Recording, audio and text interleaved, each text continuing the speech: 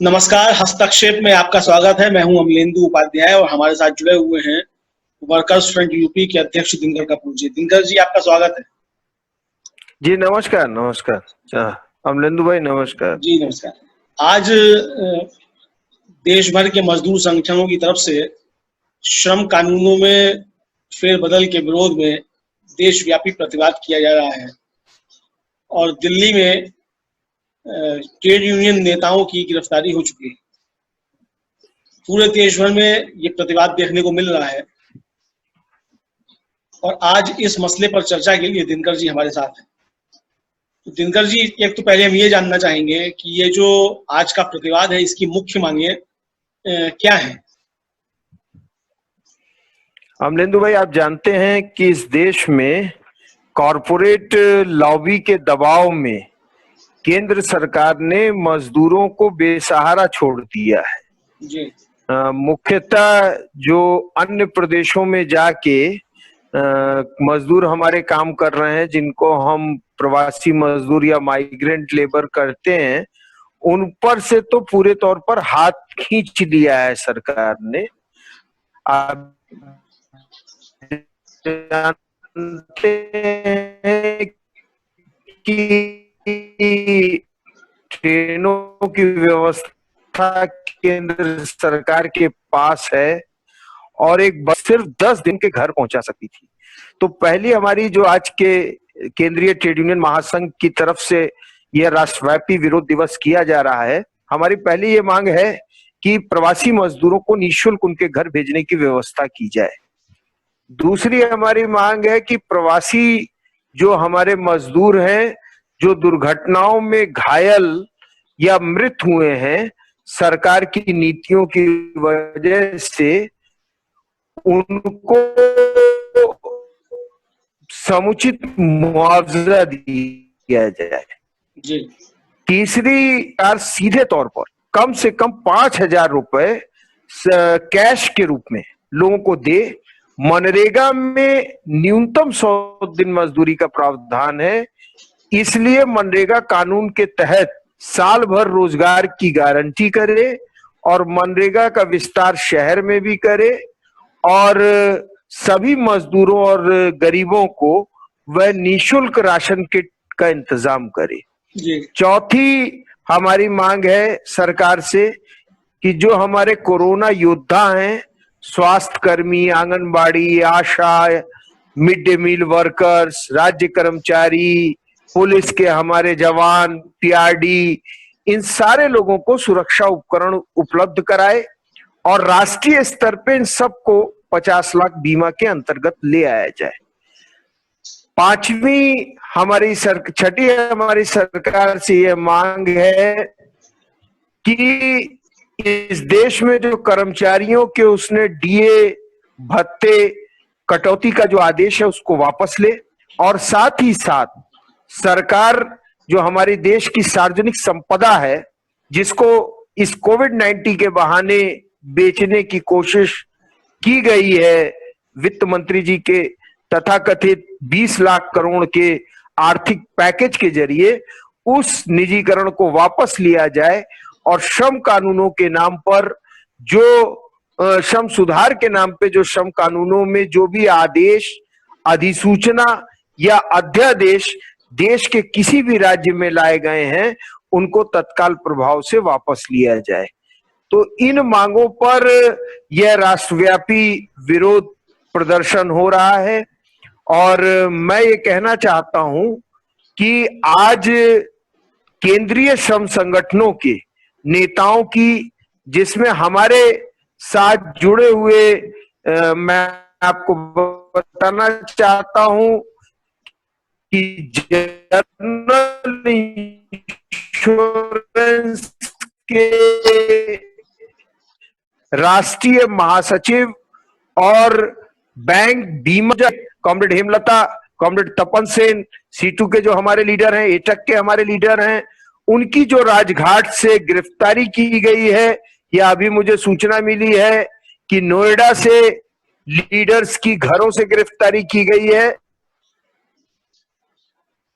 Front in गिरफ्तारियों की करता है और सरकार से ये मांग करता है कि दमन करने की जगह मजदूरों की आवाज को वो सुने और मजदूरों की जो जायज मांगे हैं, जो राष्ट्र हित में है, राष्ट्र निर्माण के लिए है, उनको वह स्वीकार करे और देश में इस तरह की तानाशाही थोपना बंद करे।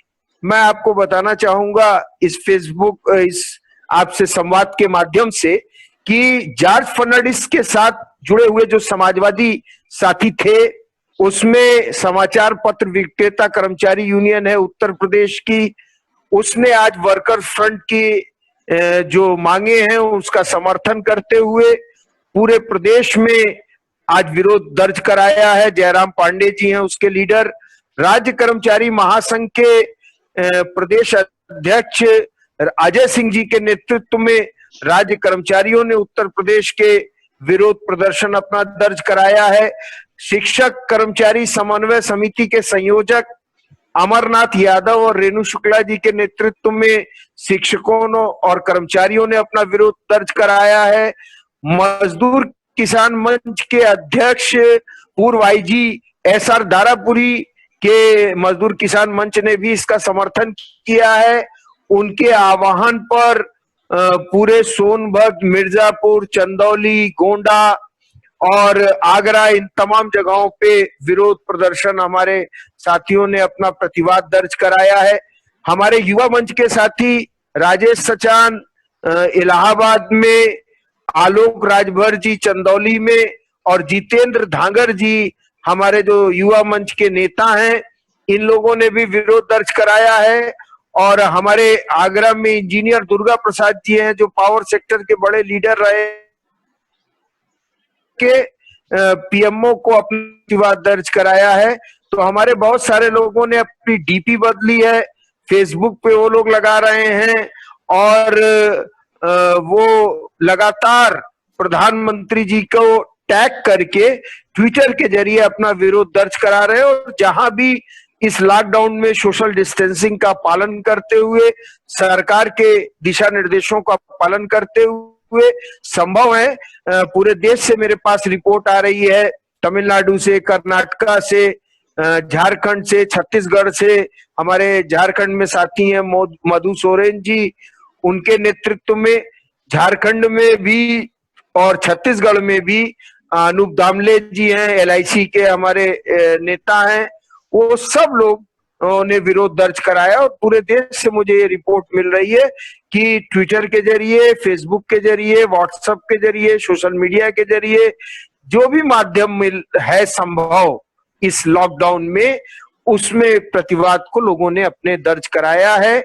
और मुझे बेहद खुशी है कि देश के करोड़ों करोड़ मजदूरों ने मोदी सरकार से अपनी असहमति व्यक्त की है और ये कहा है कि ये सरकार मजदूर विरोधी सरकार है और इस सरकार को सत्ता पर रहने का नैतिक अधिकार नहीं है। ठीक है दिनकर जी, लेकिन समस्या ये है कि सरकार जिस तरीके से इस समय बिहेव कर रही है, और मतलब पहले भी सरकारों के रवैये जो है वो ऐसे ही रहे हैं, लेकिन ये सरकार जो है, मतलब इस सरकार का रवैया शुद्ध रूप से जो है वो अनडेमोक्रेटिक और तानाशाही पूर्ण रवैया है। तो ऐसे में मजदूरों का प्रतिवाद जो है वो खासतौर से मतलब जो आज का जो आंदोलन है वो संस्थागत मजदूरों का है, एक तरीके से देखा जाए तो इस आंदोलन का क्या कोई इम्पैक्ट पड़ेगा? आपको लगता है सरकार जो है कुछ कदम पीछे हटेगी, जबकि सरकार जो है वो पूरी तरीके से अब तो खुल करके जो है वो कॉर्पोरेट घरानों के साथ खड़ी है? तो सरकार अगर वापस होती है अपने कदमों से, तो ये मुझे लगता है कि सरकार के ऊपर कॉर्पोरेट घरानों का बहुत बड़ा दबाव होगा कि वो सरकार इन कदमों से वापस नहीं हुई। तो आगे फिर रणनीति क्या होगी इन मजदूर संगठनों की और ट्रेड यूनियंस की, अगर सरकार इस पे जो है पीछे नहीं हटती?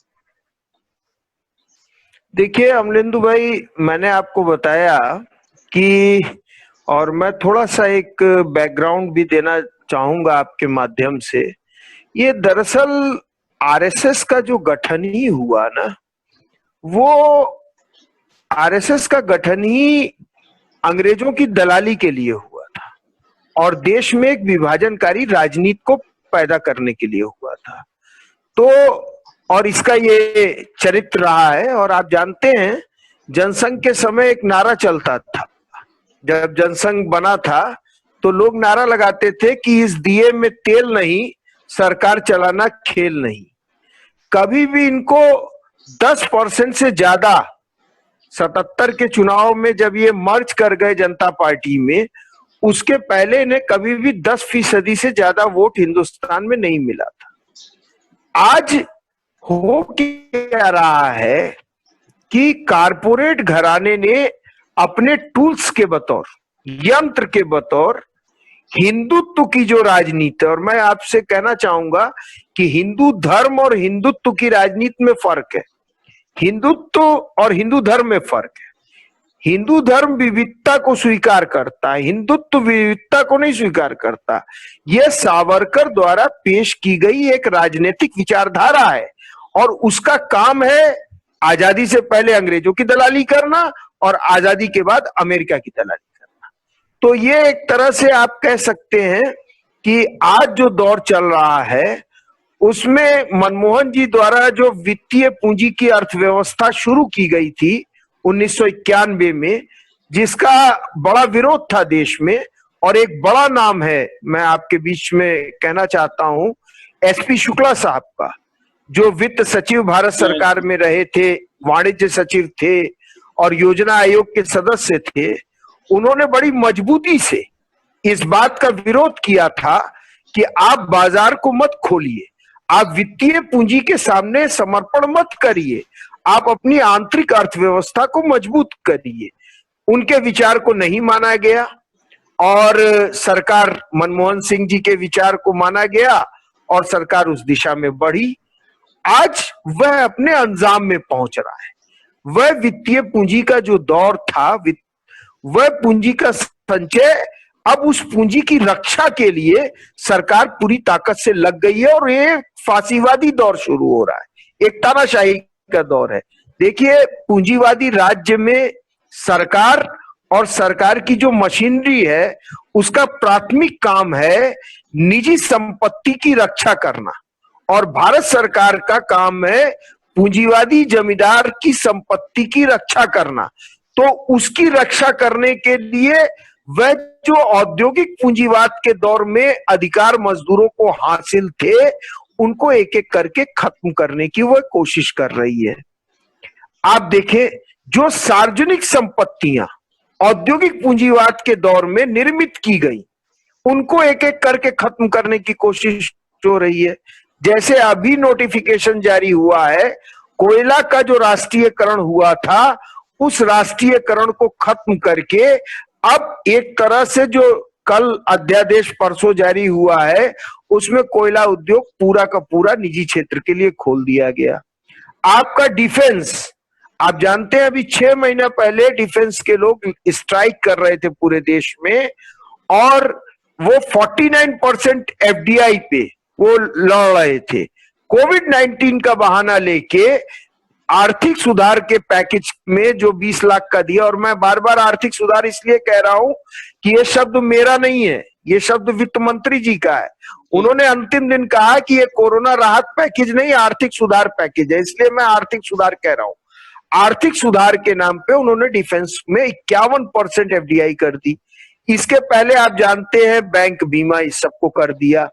तो मैं ये कहना चाहता हूं कि राजनीतिक प्रतिवाद ये सिर्फ ट्रेड यूनियन दायरे में कुछ नहीं होगा। जो बात आप कह रहे थे कि आज का विरोध भी सिर्फ संगठित क्षेत्र का विरोध है, मैं ये कहना चाहता हूं कि संगठित क्षेत्र की संख्या देश में 7% है। 93% मजदूर असंगठित क्षेत्र में। उस असंगठित क्षेत्र के मजदूर को आप कैसे संगठित करेंगे? और सबसे बड़ी मार उसी के ऊपर पड़ी है। जैसे सरकार का आदेश कि लॉकडाउन की अवधि का पेमेंट नहीं मिलेगा। अब इसका परिणाम क्या होगा? राज्य, अभी मैं देख रहा था हाईकोर्ट का भी एक नोटिफिकेशन है, फाइनेंशियल सेक्टर का नोटिफिकेशन है कि आप एक सीमित संख्या में ही कर्मचारी बुलाएंगे। अब जब सीमित संख्या में कर्मचारी बुलाएंगे तो रेस्ट कर्मचारी जो नहीं आएंगे उनके वेतन का क्या होगा? आपने तो आदेश कर दिया कि वेतन नहीं देना है। ऐसे ही आपने लॉकडाउन अवधि में का वेतन देने से इंडस्ट्रीज को बंद कर दिया। स्मॉल स्केल इंडस्ट्रीज पूरी बर्बाद हो गई हैं। आप तो वहीं दिल्ली में रहते हैं, आप जानते हैं कि नोएडा से लेके गाजियाबाद तक पूरा, हम तो रोज टीवी चैनल्स पे देख रहे हैं, आप शायद प्रत्यक्षता आंखों से देख रहे होंगे, वो सारी इंडस्ट्रीज बंद हो गई। अब ऐसी स्थिति में मैं समझता हूं कई देशों में ये बात हुई है कि सरकार को ये जिम्मेदारी लेनी चाहिए कि स्मॉल स्केल जो इंडस्ट्रीज हैं उनकी लॉकडाउन अवधि के वेतन का पूरा भुगतान करे सरकार। और मैं इस संदर्भ में आपको बताना चाहता हूं कि सरकार को अपने कोष से कुछ नहीं देना है। एक स्कीम सरकार की है ईएसआई, कर्मचारी राज्य बीमा, और वो इस तरह के मजदूरों को कवर्ड करती है। आप ईएसआई योजना में जो छूट भी गए हैं उनका रजिस्ट्रेशन करा लीजिए, 2 मिनट का काम है। एक आधार कार्ड लगना है, उनके परिवार के सदस्यों का आधार कार्ड लगना है, और एक उनकी बैंक के अकाउंट की पासबुक लगनी। ये ऑनलाइन 2 मिनट का काम है। अगर सरकार आदेश कर दे तो ये सहज जन सेवा केंद्र से भी संभव है। और उन सारे वर्कर्स को आप ईएसआई से पैसा दे दीजिए। आपके पास ईएसआई में करोड़ों रुपए जमा है, आपके पास ईपीएफ है, ईपीएफ की गाइडलाइंस में है, आप ईपीएफ की गाइडलाइंस के हिसाब से पैसा दे सकते हैं। तो सरकार इस जवाबदेही को ले कि लॉकडाउन अवधि का पेमेंट सरकार करे। जहां तक मेरा ये कहना है कि देखिए, अभी आपके मैं संज्ञान में ला दूं कि इन्होंने इलेक्ट्रिसिटी अमेंडमेंट बिल ले आया। अब ट्रेड यूनियन के जो हमारे नेता हैं वो वही पुराने स्टाइल में वापस लो, हल्ला बोलो, ये करो। देखिए, सवाल इसका नहीं है। सवाल ये है कि इलेक्ट्रिसिटी बिल अगर आया तो आप सिर्फ ट्रेड यूनियन दायरे में नहीं सोच सकते।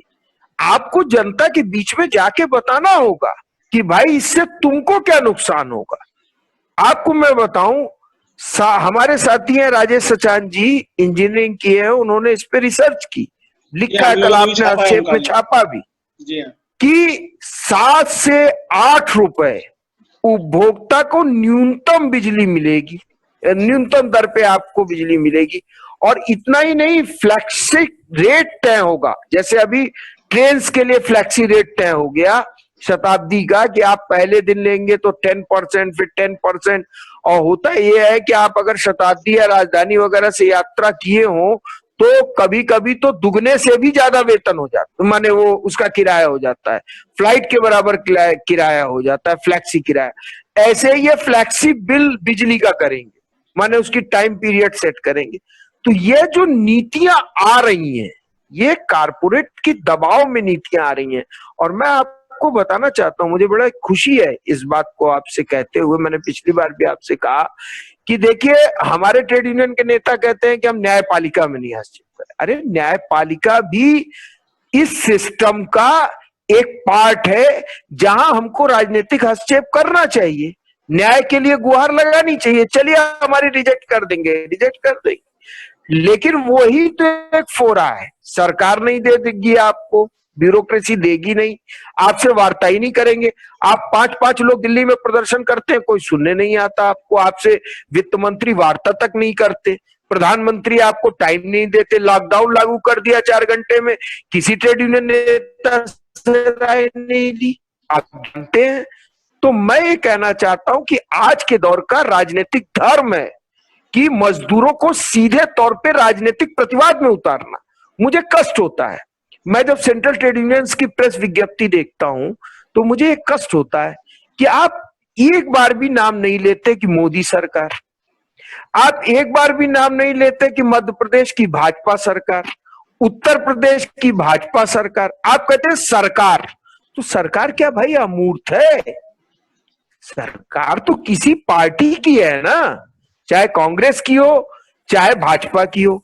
तो आप इस बात को ले आइए कि आरएसएस भाजपा की सरकार, उसका पॉलिटिकल एक्सपोजर करिए। और मैं आपको बताना चाहता हूं, आज जो दुखद स्थिति है वो दुखद स्थिति ये है कि जितने राजनीतिक दल हैं इस देश में, ज्यादातर की आम सहमति इन आर्थिक नीतियों पे बनी हुई है, मजदूर विरोधी नीतियों पे बनी हुई है। इसीलिए कोई राजनीतिक प्रतिवाद दर्ज नहीं करा रहा। ये आपको मैं इंपॉर्टेंट बात कह रहा हूं। प्रियंका जी हो, राहुल जी हो, वह भी एनजीओ मार्का कुछ इवेंट मैनेजमेंट कर रहा है। मैंने आपको बताया राजस्थान के बाड़मेर में हमारे लोग फंसे हैं, हमारे मजदूर हैं सोनभद्र कोन कचनरवा के। मैंने प्रियंका जी को ट्वीट किया, टैग करके राहुल जी को ट्वीट किया, मैंने सीएम अशोक गहलोत जी को ट्वीट किया, लेकिन आज तक उनके बस की व्यवस्था नहीं हुई। कल डीएम का फोन आया था कि सर हम शाम तक कर रहे हैं, फिर क्या लिस्ट बन रही है, ये लिस्ट बन रही है, वो भी लिस्ट बन रही है, आज तक उनको लाने का इंतजाम नहीं हुआ। तो मैं ये कह रहा हूं कि ये इवेंट, अब मान लीजिए आज हम इवेंट मैनेजमेंट एक दिन कर दिए, अब हो गया, चलिए आपने एक प्रोपोगंडा कर दिया नेशनली, अब इसके बाद क्या होगा जो आप सवाल पूछ रहे हैं। तो मेरा ये कहना है कि इसके बाद आपको जनता के बीच में जाना होगा और सीधे सीधे आपको यह जो जन विरोधी दल हैं मजदूर वर्ग को, मैं ये कह रहा हूं कि ये ट्रेड यूनियन दायरे तक सीमित लड़ाई नहीं है। अगर हम नहीं लड़ेंगे तो हार जाएंगे, ये निश्चित है। रास्ते बहुत कम हैं, हमने रास्ता खोला, 12 घंटे पे पीछे ढकेल के 8 घंटा किया, ये हमने हस्तक्षेप किया, आप अमरिंदु भाई जानते हैं जी। तो हम ये कह रहे हैं कि ये एक रास्ता है कि आप जनता के बीच में जाइए, मजदूर खड़ा हो, प्रतिवाद करे, और जिस तरह की नीतियां हुई हैं आज लागू हो रही हैं, मैं कह रहा हूं कि मजदूर वर्ग ही नहीं, किसान भी बुरी तरह तबाह है, छोटा मझोला व्यापारी भी बुरी तरह तबाह है, जो छोटे मझोले दुकानदार हैं जो भाजपा के जनाधार रहे हैं वह भी बुरी तरह तबाह है। आप उनसे संवाद कायम, सबसे ज्यादा वही तबाह क्योंकि ये जो जिन्होंने भाजपा को वोट दिया, ये सब उन्हीं को तबाह कर रहा है। अरे आपको मैं बताऊं, अभी तो ये होने जा रहा है भाई, फेसबुक में ने जो अंबानी साहब को 47,000 करोड़ रुपए के लगभग इन्वेस्ट किया है, अंबानी साहब ने 60 करोड़ लोगों का आधार डाटा ही उनको दे दिया। जी, और जी, अब जी। फेसबुक, व्हाट्सएप, एक फेसबुक ने आप जानते हैं व्हाट्सएप, इंस्टाग्राम ये सबको खरीद लिया है। जी, जी। अब पूरी सूची बन रही है परचून की दुकान से लेके और सारे दुकानदारों की, और सब ऑनलाइन बिजनेस होगा। तो कल यह भी कानून आ सकता है कि जो उसमें ऑनलाइन नहीं होगा वो गाड़ी ही नहीं चलाएगा, वो दुकान ही नहीं खोलेगा।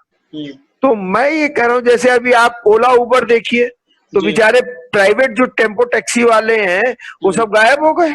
अब वो फोर्स है, आइदर उनको ओला या उबर से वो टाई अप करें, अदरवाइज वो मार्केट से बाहर जाए। तो एक बहुत बड़ी जमात तबाह होने जा रही है। इसको गोलबंद करना और इसको राजनीतिक प्रतिवाद में उतारना, इन नीतियों के खिलाफ। हमारी कोई मोदी जी से व्यक्तिगत लड़ाई नहीं है और ना हमारी आरएसएस से कोई व्यक्तिगत लड़ाई है। हम तो दरअसल उन नीतियों का विरोध कर रहे हैं जिन नीतियों को कारपोरेट के दबाव में यह सरकार लागू कर रही है। और जो लोग भी इन नीतियों के समर्थक हैं, वो चाहे मनमोहन सिंह चिदम्बरम की जोड़ी हो कांग्रेस के अंदर, और वो चाहे समाजवादी पार्टी और बसपा के जैसे लोगों, जैसे क्षेत्रीय दल हो, जो भी इन नीतियों का समर्थन करते हैं, हम उनके विरोध में हैं। और हम ये चाहेंगे कि आज जो ट्रेड यूनियन ने कार्यभार लिया, हमने अपना प्रतिवाद दर्ज कराया, मजदूरों ने, बहुत बहुत धन्यवाद, लेकिन यह यहीं तक नहीं रुकना चाहिए, इसको एक राजनीतिक प्रतिवाद में तब्दील होना चाहिए, जो कल जन राजनीति का देश में जनाधार कायम कर सके। इस दिशा में ट्रेड यूनियन समेत जो दल हैं, उन सब से मेरा निवेदन है कि काम करने की जरूरत है। अच्छा, ये बताइए, जो काम के घंटे 8 को बढ़ा के 12 करने का था, आप लोग हाई कोर्ट गए, उसमें आपको जीत भी एक तरीके से हासिल हुई। तो अब जैसे मध्य प्रदेश ने भी इसको लागू किया, राजस्थान में भी जो है किया गया कुछ तरीके से, पंजाब भी जो है कुछ संशोधन कर रहा है, जो खबरें आ रही हैं उनके मुताबिक। तो अगर दूसरे राज्यों के लोग जो हैं वो आपसे संपर्क करते हैं, खासतौर से ट्रेड यूनियन से जुड़े हुए लोग, इसके खिलाफ अदालत जाने के लिए, तो आप लोग उनकी कुछ सहायता करेंगे इस मामले में कि किस तरीके से कानूनी प्रक्रिया के तहत जो है इस पर राज्य सरकारों को बाध्य किया जाए कि वो वापस हो? देखिए, मैं ये कहना चाहता हूं कि मेरी तरफ से तो पूरी मदद होगी। अगर वो लोग संपर्क करते हैं तो जो भी संभव मदद होगी मैं करूंगा। और आपके माध्यम से मैं एक बात और कहना चाहता हूं। देखिए, जो आमतौर पे एक तो कुछ ट्रेड यूनियन का, सेंट्रल ट्रेड यूनियंस का मैं बयान अखबार में देख रहा था। अब वो लोग कह रहे हैं कि अरे कोर्ट में जाने की क्या जरूरत है, it is a wastage of time and court not listen. माने अंग्रेजी हिंदी मिला के बड़ा लंबा लंबा लोग बात कर रहे थे। तो अब मुझे उस पर कुछ नहीं कहना, उनका कहना था कि ILO जाया जाए। अब आप सोच सकते हैं कि भाई ये ILO वगैरह जो बने थे, ये सब तो द्वितीय विश्व युद्ध के बाद अमेरिका की मोनोपोली क्रिएट करने के लिए, क्योंकि आप जानते हैं कि द्वितीय विश्व युद्ध में रूस ने जर्मनी को परास्त किया था स्टालिन के नेतृत्व में। तो फिर 1917 के बाद दूसरा वो दौर था जब पूरी दुनिया में कम्युनिस्टों की चर्चा हो गई थी। कम्युनिस्टों का एक मजदूर आंदोलन का, मैं कह रहा हूं कि पूरी दुनिया में एक बड़ा विस्तार हुआ था, और उसी का बाद में परिणाम आपने देखा कि चीन में भी कम्युनिस्टों का शासन वही आगे बढ़ा, और चीन में भी कम्युनिस्टों की सत्ता माओ सेतुंग वगैरह के नेतृत्व में कायम हुई। तो उस समय अमेरिका ने दरअसल नागासाकी और हिरोशिमा में जो बम भी फेंका था, वह भी इसलिए कि कहीं ऐसा ना हो कि सारा क्रेडिट रूस को चला जाए, इसलिए अमेरिका ने इतना बड़ा नरसंहार रचाया था, जिसकी कई पीढ़ियों तक लोगों ने भुगतान किया। आप सब लोग इतिहास को इसको जानते हैं। तो उसी दौर में ये सब ऑर्गेनाइजेशन बने, WHO, संयुक्त राष्ट्र संघ, ILO, ये सब एक दौर के हैं जब कल्याणकारी राज्य की अवधारणा पे पूंजीवाद काम करता था। ILO के रिकमेंडेशंस को मैं आपको बता रहा हूं अमलेंदु भाई कि ILO के रिकमेंडेशंस को मनमोहन सिंह जी ने नहीं सुना जब वो सरकार में थे। 10 साल उनकी सरकार चली और उन्होंने एक भी ILO के रिकमेंडेशन को नहीं सुना। आंगनबाड़ी के लिए, स्कीम वर्कर्स के लिए ILO ने रिकमेंडेशन किया कि मिनिमम वेज इंश्योर करो, बट कोई सुनवाई नहीं हुई। आज भी वही मानते चल रहा है।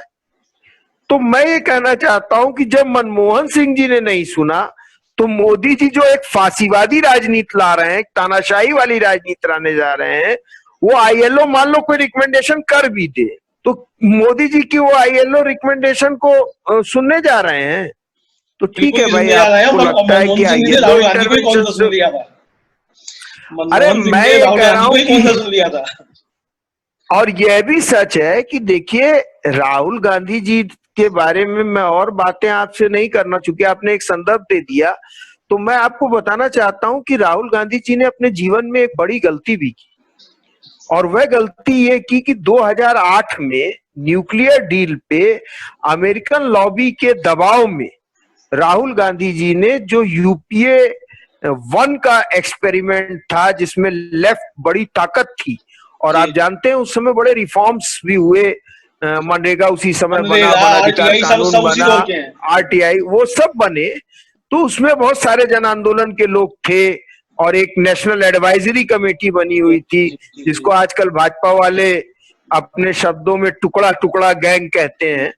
दरअसल राहुल गांधी जी ने अमेरिकन लॉबी के दबाव में उस पूरे जो एक अलायंस था, जो भारत की अर्थव्यवस्था को वामपंथी दिशा में ले जाना चाहता था, जनवादी दिशा में माने जनवादी ना भी कहें तो वामपंथी दिशा में ले जाना चाहता था, और वेलफेयर स्टेट के कॉन्सेप्ट को डेवलप करना चाहता था, उसको राहुल गांधी जी ने ब्रेक कर दिया।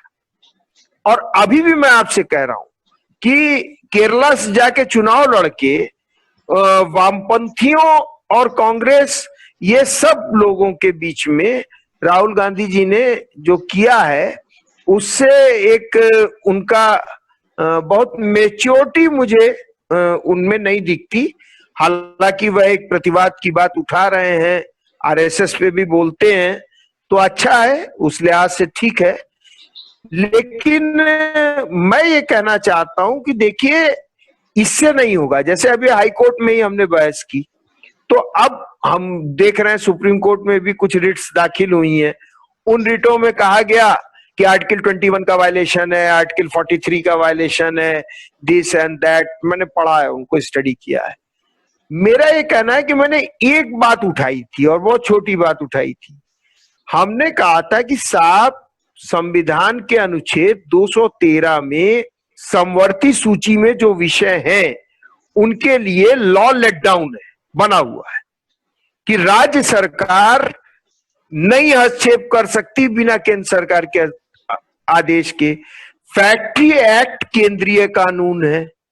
काम के घंटे 8 से 12 करना या ओवर टाइम को सिंगल कर देना, यह राइट कैसे मिल गया राज्य सरकार को, यह हमको बता दें हाईकोर्ट में। दूसरा, हमने कहा कि फैक्ट्री एक्ट का सेक्शन 5 लोक आपात की स्थिति में शक्तियां प्रदत्त, इस विशेषाधिकार आपको देता है। हमने कहा कि 354 संविधान के अनुच्छेद में लोक आपात की लिए भी नीति लेटडाउन है, बनी हुई है, जिसमें स्पष्ट कहा गया है कि किन किन परिस्थितियों में लोक आपात लगाया जा सकता है। 1978 में उसमें संशोधन हो गया। आंतरिक असंतोष की जगह आंतरिक हथियारबंद संघर्ष उसमें जोड़ दिया गया। जब और अभी तक राज्य और केंद्र सरकार ने कोई नोटिफिकेशन नहीं किया है कि देश में आपातकाल लग गया है। तो जब नोटिफिकेशन नहीं हुआ है तो लोक आपात की शक्तियों का प्रयोग आप कैसे कर सकते हैं? और मैं आपको बताऊं अमलेंदु भाई, इसका जवाब न तो केंद्र सरकार के प्रतिनिधि के पास था, न राज्य सरकार के प्रतिनिधि के पास था। और इसीलिए चूंकि माननीय उच्च न्यायालय इलाहाबाद के मुख्य न्यायाधीश ने कहा, इशू नोटिस जारी करते हुए, इशू नोटिस उन्होंने कहा कि आप रिटर्न लाइए, काउंटर फाइल करिए, रिटर्न एफिडेविट दीजिए, मौखिक कहा। तो अब उसका परिणाम हुआ कि अब रिटर्न ऑफ एफिडेविट फर्जी तो ये दे नहीं सकते, तो इन्होंने हमारी बस इशू नोटिस पे ही 15 तारीख को विड्रॉ कर लिया। मैं ये कहना चाहता हूं कि ये एक बड़ा आधार है और आपके माध्यम से देश के सारे मजदूर आंदोलन के नेताओं से मैं अपील करना चाहता हूं कि इसका वो उपयोग करें और इसका उपयोग करके इन राज्य सरकार 9 राज्यों में देश के ये लागू हो गया है। मैं आपको बताना चाहता हूं देश के 9 राज्यों में लागू हो चुका है और जिसमें गोवा भी है, असम भी है और राज्य इसी दिशा में बढ़ रहे हैं। तो इसका प्रतिवाद हम सुप्रीम कोर्ट में भी तैयारी कर रहे हैं, रिट तैयारी कर रहे हैं, उस पर हमारी बात हुई है कि टोटल स्टेट्स को लेके हम कैसे इंटरवेंशन सुप्रीम कोर्ट में करें और जो बातें मैंने आपसे कही है वो हम वहां करेंगे। और तीसरी बात मैं आपसे कहना चाहता हूं कि अभी एक बड़ा कल मुझे आदेश मिला जो बहुत ही कष्टदायक है। गुजरात सरकार ने ये कहा है कि गुजरात से जो मजदूर पलायन कर गए उनके खिलाफ एफआईआर दर्ज की जाए, कार्रवाई की जाए। ये क्या है भाई? क्या आपने इस देश में बंधुआ प्रथा को वापस ला दिया है?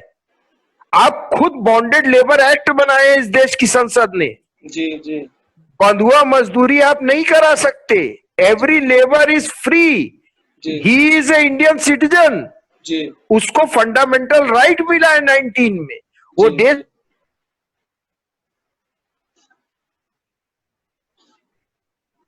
जी,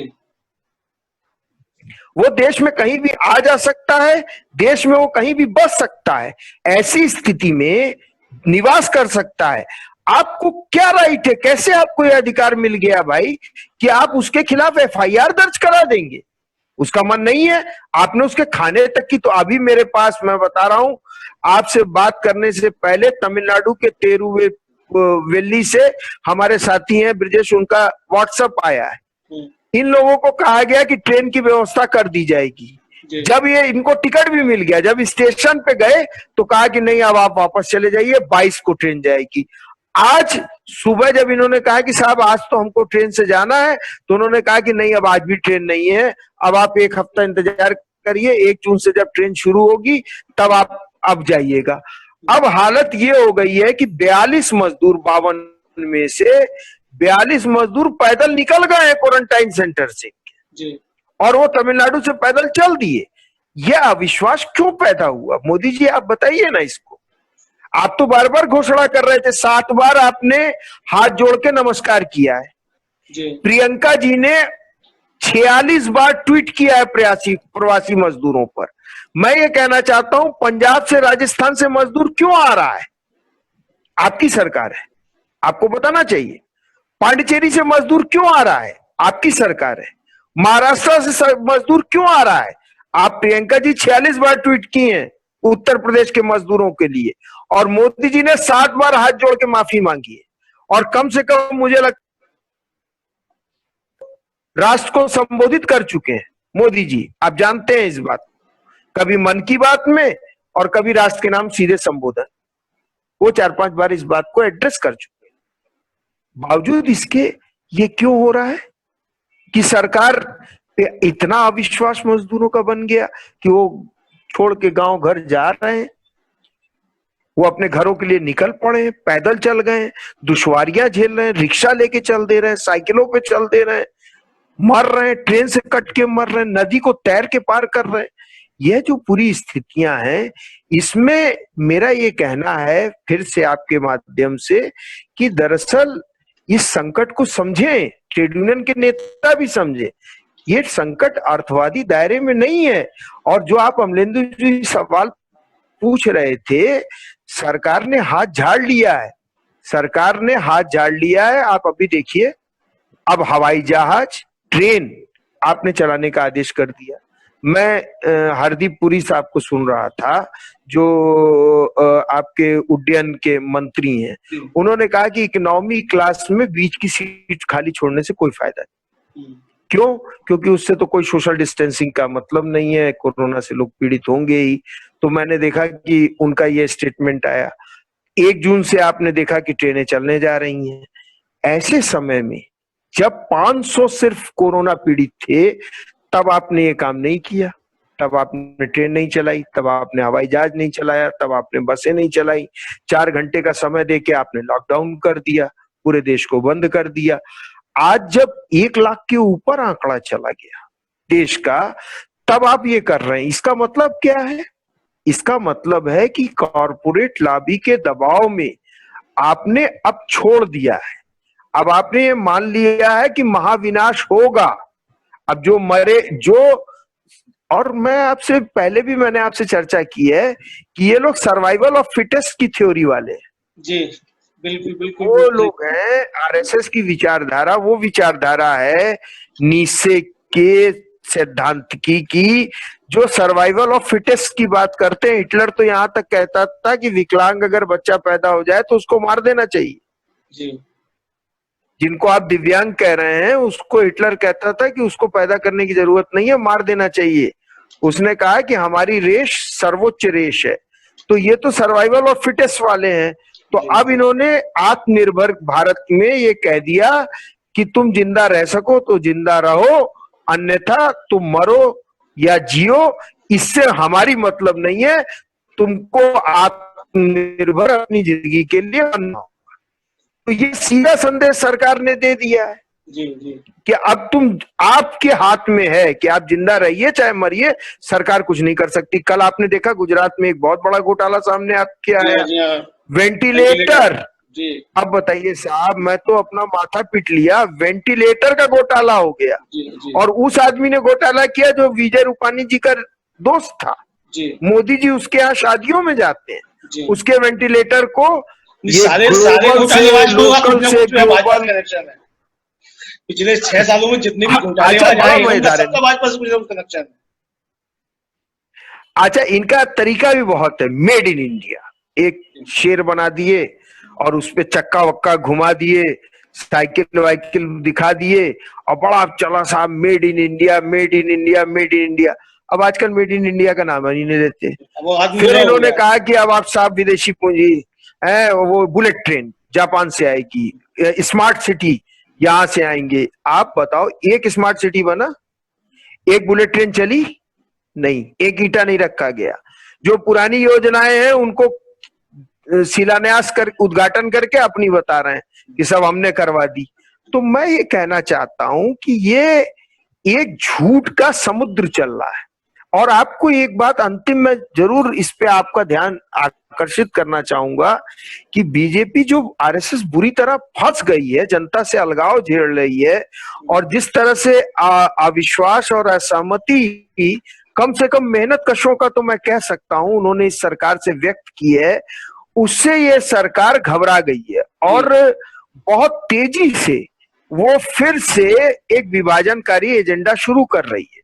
जी मंदिर के बहाने वो लगातार समाज में क्योंकि वो जो जमात वमात वाला मामला था वो भी हवा हवाई हो गया, जी निकल गया इनकी हवा। अब दारू की दुकान आप खोल दिए तो अब आप सोचिए कि कौन जमात सुनेगा। लोग कह रहे हैं कि दारू की दुकान खोल नहीं, के आपने खुद और ही वो जो मीडिया घराने जो चला रहे थे जमात पे, वो खुद कोरोना के मर्कज हाँ। साबित हुए हैं। तो अब बताइए, जिहादी तो साबित हुए हैं वो वो। खुद ही। अच्छा, मैं ये कह रहा हूं कि ये एक तरह की आपराधिक लापरवाही भी है, जी क्योंकि बिल्कुल। आपने बेसिकली उन जगहों पे उन लड़कों को, अरे मैं तो जानता हूं, हमारे साथ के ही पढ़े हुए तो लड़के हैं इलाहाबाद यूनिवर्सिटी में जो आज मीडिया में विभिन्न जगहों पर हैं, लोग हैं जो ओहदों में हैं, वो आयशा और पीएसओ के आंदोलन से निकले हुए लोग हैं, बड़ी बड़ी जगहों पे आए हैं, आप जानते हैं। तो जी वो सब लोग जो हमसे सीनियर रहे हैं या हमसे जूनियर रहे हैं या हमारे सहपाठी रहे हैं, जी हमने देखा है कि उनको झोंक दिया आपने, जी जी कोई सुरक्षा उपकरण नहीं, आपने उनको झोंक दिया और फोर्स किया कि तुमको जाना होगा उन इलाकों में जहां कोरोना के का संक्रमण फैला हुआ है। और मैं तो ये कहना चाहता हूं कि ये एक आपराधिक लापरवाही है जी बिल्कुल और उस संस्था के, उस टीवी चैनल के मालिक के खिलाफ और उसके एडिटर के खिलाफ मुकदमा कायम होना चाहिए आपराधिक। बिल्कुल बिल्कुल। उनको जेल जाना चाहिए, जी हाँ, उनको टीवी चैनल में रहने का अधिकार नहीं है। बिल्कुल आप नहीं। फोर्स कर दिए, मौत के मुंह में आप ढकेल दिए। और मैं आपको उत्तर प्रदेश में बता रहा हूं, उत्तर प्रदेश में हो क्या रहा है। अभी कल हमको एक न्यूज मिली, एक आंगनबाड़ी को गांव में बुरी तरह पीट दिया लोगों ने। जी और जानते हैं क्यों पीटा? उसको पीटा, उसके पति के गर्दन यहां से कट गई थी, चाकू से मार दिया। क्यों पीटा? क्योंकि उसने ये सूचना दे दी कि फलाना आदमी गांव में आया है गुजरात से, और वो बस इतनी सूचना दी थी कि वो गांव बाहर से आया है गांव, जी यह भी नहीं बताया कि उसको कोई बीमारी है या कोरोना है। यह सूचना, चूंकि अब उस आंगनबाड़ी की आपने ड्यूटी लगाई है सूचना कलेक्ट करने के लिए, जी उसने जाके बेचारी ने सूचना दे दी। अब परिणाम ये हुआ कि वो गांव, वो जो घर था वो पड़ोसी का घर था, वो इतना नाराज हुआ कि उनके घर पे अटैक कर दिया, उस आंगनबाड़ी का के पति को मारा, आंगनबाड़ी को मारा, उसके बेटे को मारा। तो आप एक मास्क नहीं दिए हैं भाई, एक दस्ताना नहीं दिए हैं, एक सैनिटाइजर आपने नहीं दिया है। आप सोचिए साहब कि क्या हालत आपने, मौत के मुंह में आपने ढकेल दिया है। तो मैं ये कहना चाहता हूं कि इन सब चीजों पर आरएसएस के भी लोगों से मैं कहूंगा कि अपनी सरकार से कहे कि वो वापस आवे, पीछे हटे। नहीं तो आप ये जान लीजिए कि वही नारा होगा कि इस दिए में तेल नहीं, सरकार चलाना खेल नहीं। और ये भाजपा आरएसएस की सरकार इस बात को साबित कर रही है कि वो सरकार चलाने में पूरे तौर पे असक्षम साबित हुई है। वह सरकार नहीं चला पा रही है, न तो राज्य में न केंद्र। जी जी जी तो ये आपके माध्यम से अंतिम बात मुझे कहनी। जी। चलिए, बहुत बहुत शुक्रिया दिनकर जी, आपने समय निकाला हमसे बात करने के लिए। और दर्शकों, आपका भी बहुत बहुत आभार कि आपने पूरा वीडियो देखा, इसको सुना। इसको ज्यादा से ज्यादा शेयर कीजिएगा और हमारा चैनल भी सब्सक्राइब कीजिएगा। और शेयर तो अवश्य करिएगा ताकि दिनकर जी ने जो बातें कही हैं, महत्वपूर्ण बातें हैं, और उसका प्रसार जो है ज्यादा से ज्यादा लोगों तक हो। आपने चर्चा के लिए समय निकाला दिनकर जी, आपका फिर से आभार। और दर्शकों, आपका भी बहुत बहुत आभार। धन्यवाद।